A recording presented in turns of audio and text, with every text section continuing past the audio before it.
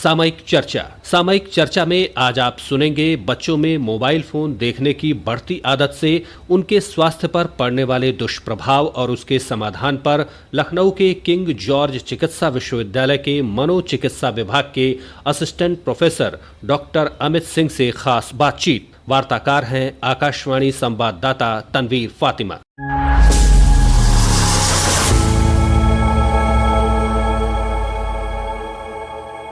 आजकल की भागदौड़ भरी जिंदगी में अभिभावक अक्सर बच्चों के साथ समय नहीं बिता पाते। ऐसे में बच्चे लंबे समय तक टीवी, लैपटॉप या फिर मोबाइल फोन पर समय बिताते हैं। नतीजा ये है कि इन बच्चों को मोबाइल की लत लग जाती है। ये समस्या कितनी गंभीर है और इससे कैसे निपटा जा सकता है, इस बारे में हमसे बात करने के लिए मौजूद हैं किंग जॉर्ज मेडिकल यूनिवर्सिटी के साइकाइट्री डिपार्टमेंट के assistant professor doctor Amit Singh. Doctor साहब, आपका हमारे कार्यक्रम में बहुत बहुत स्वागत है। Thank you. डॉक्टर साहब, आजकल बच्चों में मोबाइल देखने की बढ़ती आदत के कारण कई तरह के दुष्प्रभाव देखने को मिल रहे हैं। पेरेंट्स भी इसे लेकर काफी परेशान हैं। आपके पास किस तरह के केसेस आते हैं और बच्चों में किस तरह के साइड इफेक्ट्स देखने को मिल रहे हैं? मोबाइल या अत्यधिक स्क्रीन यूज के साथ बहुत तरह के समस्याएं आजकल देखने को मिल रही हैं। ये जो समस्याएं हैं वो मानसिक हो सकती हैं, शारीरिक हो सकती हैं और भी कई तरीके की समस्याएं देखने को मिलती हैं। अगर हम मानसिक समस्याओं की बात करें तो मोबाइल या अधिक स्क्रीन यूज के साथ बच्चों में आत्मविश्वास की कमी, उनमें इमोशंस की कमी, इनअटेंशन, चिड़चिड़ापन, गुस्सा, depression, anxiety, stress, even internet addiction जैसी चीजें देखने को मिलती हैं। कई बार जो बच्चे पॉर्न वगैरह से जल्दी एक्सपोज होते हैं उनमें उनसे संबंधित समस्याएं भी देखने को मिलती हैं। साथ ही अगर मोबाइल या स्क्रीन यूज बहुत अधिक है तो कई शारीरिक समस्याएं देखने को मिलती हैं, जैसे मोटापा, सेडेंट्री लाइफ, अनिद्रा, सिर दर्द, गर्दन में दर्द, आंखों पर जोर और कमजोर हड्डियों जैसी समस्याएं भी बच्चों में देखने को मिलती हैं। इसके अलावा ये बच्चे लोगों से कम मिलते जुलते हैं और इनमें सोशल एंजाइटी जैसी चीज भी देखने को मिलती है। साथ ही साथ ये सभी जानते हैं कि इनके साथ पढ़ाई लिखाई के ऊपर भी उनके बुरा प्रभाव पड़ता है। तो अधिक स्क्रीन यूज, अधिक मोबाइल यूज के साथ काफी सारी समस्याएं जुड़ी हुई हैं।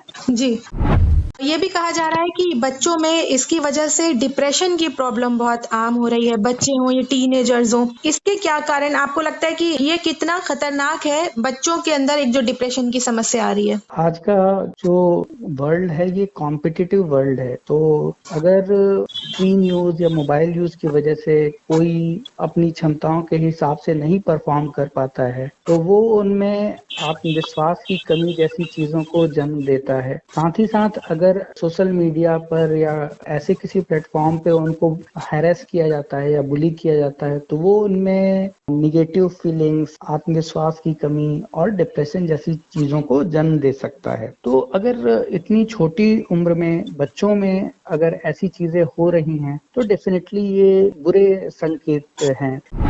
पेरेंट्स से आप क्या कहेंगे कि बच्चे में अगर इसको लेकर डिप्रेशन है या बहुत ज्यादा मोबाइल इस्तेमाल करने से अवसाद में है बच्चा, तो उसको कैसे पहचाना जाए, उसके लक्षण क्या हैं? अगर मोबाइल यूज के साथ ये देखने को मिल रहा है कि बच्चे के व्यवहार में कुछ परिवर्तन आ रहा है तो हमें पहले तो मोबाइल यूज को ही सीमित रखने की जरूरत होगी। जो एक बच्चा मोबाइल यूज कर रहा है उसके लिए सहयोग वाला वातावरण होना चाहिए। अगर उसका आसपास का माहौल ऐसा नहीं होगा जिसमें कि वो आनंदित महसूस करेगा तो फिर वो प्लेजर के लिए, आनंद के लिए स्क्रीन की तरफ मुड़ेगा। साथ ही साथ उसको खेल कूद में प्रोत्साहित किया जाना चाहिए। फिजिकल एक्टिविटीज, फिजिकल गेम्स, उनमें उसको ज्यादा से ज्यादा एंगेज करा जाना चाहिए। कई बार ये जो सपोर्ट है, फिजिकल एक्टिविटीज में इन्वॉल्वमेंट है, इसके साथ बच्चों के व्यवहार में परिवर्तन आपको देखने को मिलेगा और जो बच्चों के मन में चल रही हैं चीजें उनको सुना जाना चाहिए। अगर इसके बाद भी बच्चे के व्यवहार में परिवर्तन आपको लगातार देखने को मिल रहा है तो इस परिस्थिति में आपको किसी मानसिक रोग विशेषज्ञ या काउंसलर या साइकोलॉजिस्ट की मदद लेने की जरूरत है।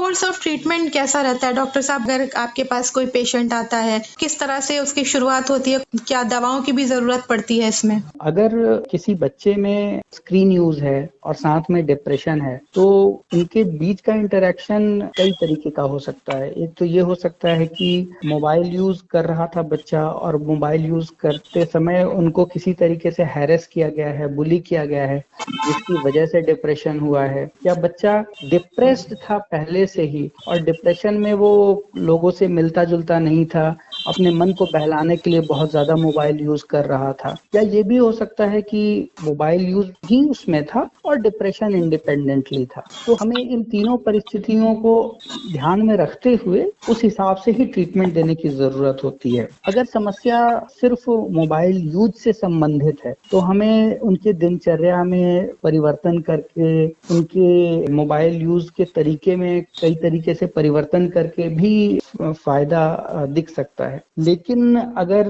बच्चे में डिप्रेशन जो है वो ऐसा है जो कि सिर्फ काउंसलिंग से और अपने व्यवहार में परिवर्तन के साथ नहीं मैनेज हो रहा है तो ऐसी परिस्थिति में हमें दवाइयों की भी मदद लेनी पड़ सकती है। जी, कई बार ऐसा होता है डॉक्टर साहब कि आजकल जिस हद तक बच्चे मोबाइल यूज कर रहे हैं, अगर उनको रोका जाता है, टोका जाता है तो काफी अग्रेसिव हो जाते हैं। ऐसी स्थिति में आप क्या सलाह देंगे ऐसे पेरेंट्स को? किसी भी स्थिति में अगर ये लग रहा है कि बच्चा बहुत ज्यादा एग्रेसिव हो रहा है और पेरेंट्स अनकंफर्टेबल हैं उस सिचुएशन को हैंडल करने में, तो बहुत ज्यादा कन्फ्रंट करने और एग्रेशन से हैंडल करने की बजाय किसी एक्सपर्ट जैसे कि किसी काउंसलर या फिर साइकोलॉजिस्ट या साइकियाट्रिस्ट की हेल्प ले लेना ज्यादा बेहतर है। क्योंकि जब तक हम बच्चे की मनोस्थिति को नहीं समझेंगे तो हम जिस चीज को एक लक्षण समझ रहे हैं कि मोबाइल यूज की वजह से है, वो किसी अंदरूनी समस्या का एक लक्षण हो सकता है। तो ये जरूरी है कि हम उस चीज को अच्छे से समझें और उसके हिसाब से उसको एड्रेस करें। जी, मेडिकल कॉलेज में आपके यहाँ की किस तरह की सुविधाएं उपलब्ध हैं? अगर कोई अपने पेशेंट को लेकर आना चाहता है तो किस तरह से अप्रोच कर सकता है? और कई बार लोग इस बात को लेकर थोड़ा सशंकित होते हैं कि किसी साइकाइट्रिस्ट को दिखाना चाहिए या किसी साइकोलॉजिस्ट से थेरेपी लेनी चाहिए। लोगों में अभी भी काफी भ्रम है स्थिति को लेकर, तो ऐसे लोगों से आप क्या कहना चाहेंगे? लोग जो हैं ऐसी समस्या के लिए किसी भी साइकियाट्रिस्ट या साइकोलॉजिस्ट से कंसल्ट कर सकते हैं, डिपेंडिंग ऑन कितनी समस्या है। अगर साइकोलॉजिस्ट को लगता है कि समस्या ज्यादा है तो साइकियाट्रिस्ट के पास से मदद के लिए भेज सकते हैं, या किसी साइकियाट्रिस्ट को लगता है कि समस्या जो है वो उसके लिए साइकोलॉजिस्ट की नीड पड़ेगी तो साइकियाट्रिस्ट साइकोलॉजिस्ट की भी हेल्प लेते हैं। मगर ये जरूरी है कि कहीं पे आप जाकर के कांटेक्ट करें। मेडिकल कॉलेज में साइकियाट्रिस्ट और साइकोलॉजिस्ट की टीम है, जहाँ पर मंडे, वेडनेसडे और फ्राइडे को स्पेशली बच्चों के लिए child and adolescent clinic regularly run करती है। तो यहाँ पर आकर के अपनी इस प्रॉब्लम के लिए कंसल्ट कर सकते हैं। एडिक्शन के लिए भी ट्यूसडे एंड थर्सडे को क्लिनिक चलती है, तो इस दिन आकर के भी अगर इंटरनेट एडिक्शन है तो कंसल्ट कर सकते हैं। आप लोगों को क्या संदेश देना चाहेंगे इस संबंध में कि कितना लिमिटेड इस्तेमाल किया जाना चाहिए और कहां पर सिचुएशन अलार्मिंग हो सकती है जब लोग मोबाइल के यूज को लेकर सजग हो जाएं कि इतने समय के बाद बच्चे को मोबाइल नहीं देखने देना है? इसको लेकर आप मैसेज क्या देंगे लोगों को?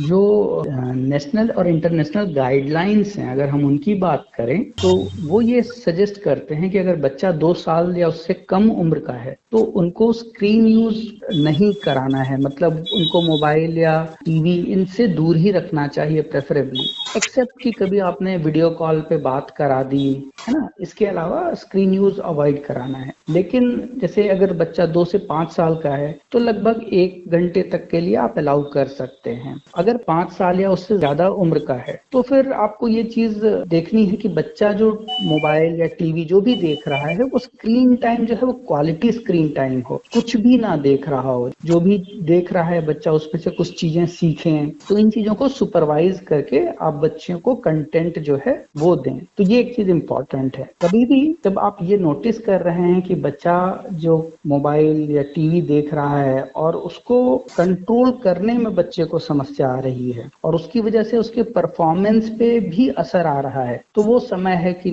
आपको सतर्क हो जाना चाहिए कि नहीं, अभी ये ज्यादा हो रहा है और यहाँ पे हमें हेल्प लेनी चाहिए और अलर्ट होना चाहिए कि बच्चे में आगे दिक्कत हो सकती है। हमसे बात करने के लिए बहुत बहुत शुक्रिया डॉक्टर साहब। Thank you.